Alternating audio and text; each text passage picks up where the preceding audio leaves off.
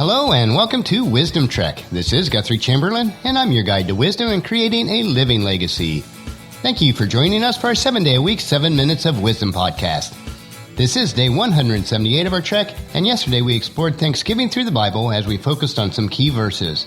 Today we want to climb the 5 steps to a thankful Thanksgiving. If you miss any of our days of Wisdom Trek episodes, please go to wisdom-trek.com to listen to them and to read our daily journal. We are recording our podcast from our studios at the Big House in Marietta, Ohio today. With client workload a little bit less, it is our hope to start putting some structure onto our plans that are going into 2016. We see several areas of opportunities, but we want to make sure that we focus on the wise opportunities for this season of life. As with many of our decisions that we make in our lives, it is not a choice between good or bad options, those are clear, but choosing the wisest option among the several possible good options. And the more that you focus on making wise choices, the more you will realize just how very important this really is. Tomorrow we will celebrate Thanksgiving in the United States, and we have been focusing on Thanksgiving all this week.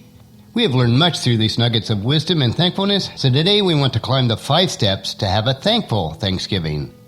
If your home is like most, your Thanksgiving day will be very busy with either traveling to where you want to go or preparing your home to have others in for the day. Either way, that can be very hectic and emotionally trying, which doesn't really lend itself to preparing your heart to be reflective and thankful. This means all the more if we want to be the kind of people who are characterized by thankfulness. Then we must make sure that we focus on it, and not just for Thanksgiving Day, but for every day throughout the year.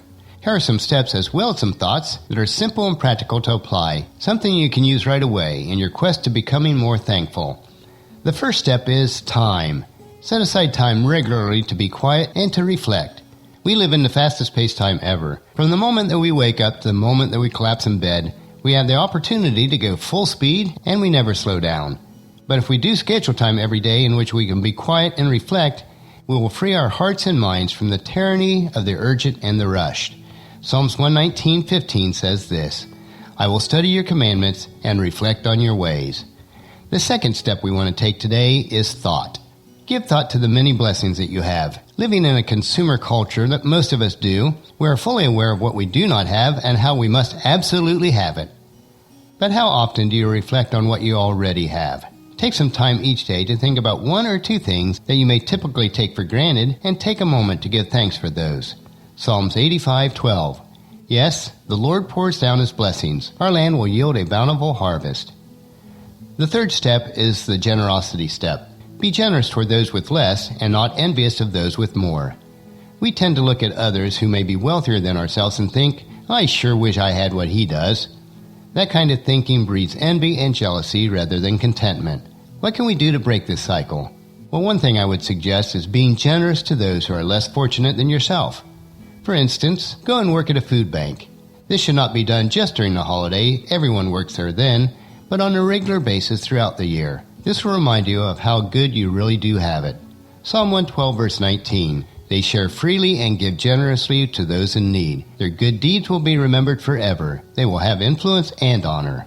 The fourth step we want to look at today is the ask step. The next time that you have lunch with a friend, ask him or her what they are most thankful for. You may be amazed with the answers that you'll receive, and it will help you to create a meaningful bond with your friends as you focus on this powerful question. 1 Thessalonians 2:8. "We loved you so much that we shared with you not only God's good news, but our own lives too." And the fifth step is the acknowledgement step. Lastly, tell those you love how thankful you are for having them in your lives. So many times we neglect to take the time to craft the words to express to those that are closest to us what their presence in our lives really means to us. Take the opportunity this Thanksgiving Day to write them a note or something during the day and put your hand on their shoulder, look them in the eyes and tell them how you really feel. Let them know what they mean to you.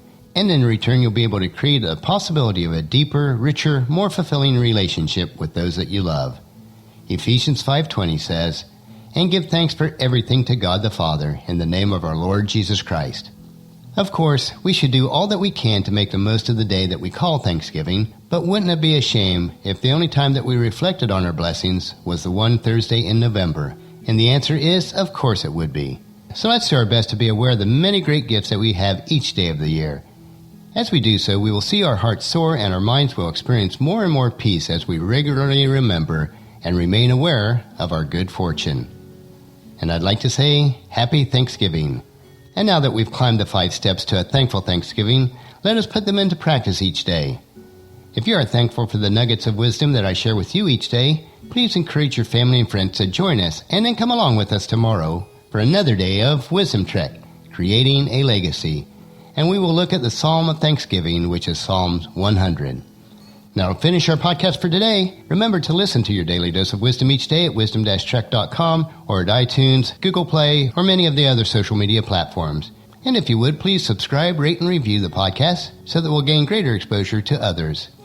And please share Wisdom Trek with your family and friends through email, Facebook, Twitter, or in person as you meet with them each day, and invite them to come along with us.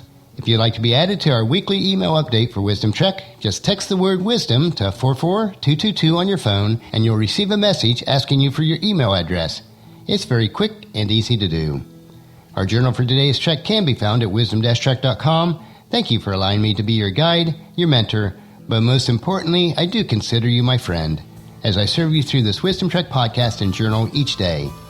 As we take this trek together, let us always live abundantly or fully, love unconditionally, listen intentionally, learn continuously, lend to others generously, lead with integrity, and leave a living legacy each day.